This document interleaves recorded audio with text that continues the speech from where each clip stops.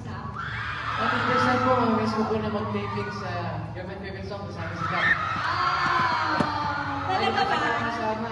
Kaya parang hindi na ako sanay na wala na siya.